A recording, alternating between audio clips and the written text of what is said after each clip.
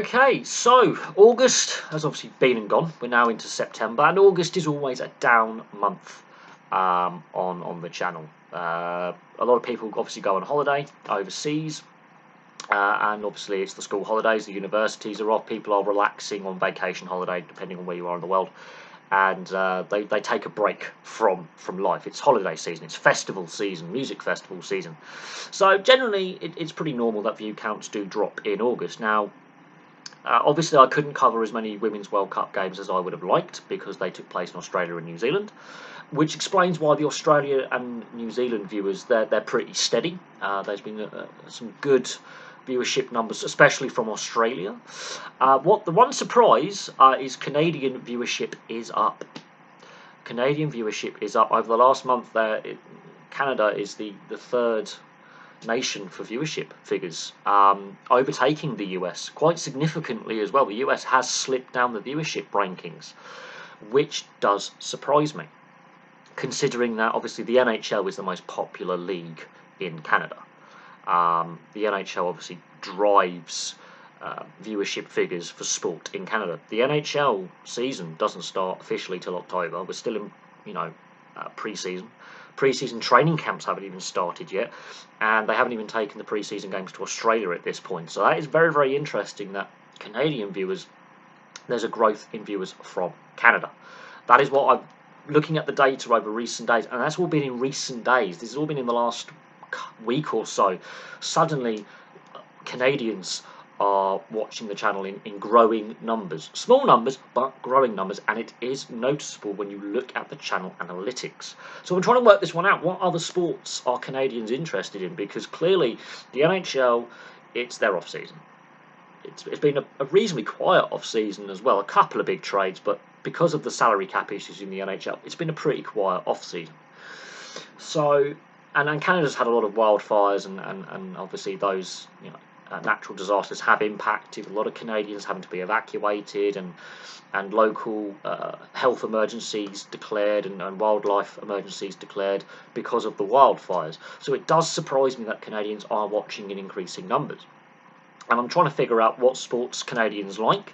It's very difficult to judge because a lot of my older content that does obviously cover the CFL and the NHL it is getting views, which could explain some of the Canadian growth. But most of the content recently has been the Women's FIFA World Cup in Australia and New Zealand, where Canada did not do very well. I didn't watch a single Canadian game. They crashed out at the group stage. And European Football Club history. So clearly there is an interest in the European leagues and European sports. There has to be. Obviously, there's interest in rugby union and rugby league, and Canada didn't qualify for either World Cup. They didn't play at the Rugby League World Cup, and they didn't qualify for the Rugby Union World Cup. So clearly, there is an interest in the team contact sports like rugby league and rugby union, and there's clearly an interest in European football from Canada that I find unexpected. Maybe that's the Wrexham effect with Ryan Reynolds because he is Canadian. Maybe that Ryan Reynolds Wrexham effect is having a positive impact on Canadian sports fans. So Canada, it's surprising growth. There's surprising and positive viewership growth from Canada. I do have Canadian subscribers. I do know that. I have a good relationship with my Canadian subscribers. Some really good comments in the comment section. Some good discussion in the comment section. So it'll be interesting if more Canadians start watching where in Canada they're watching from. Is it the East Coast, like Toronto and Montreal? Or is it the West Coast, like Vancouver, Calgary and Edmonton, for example?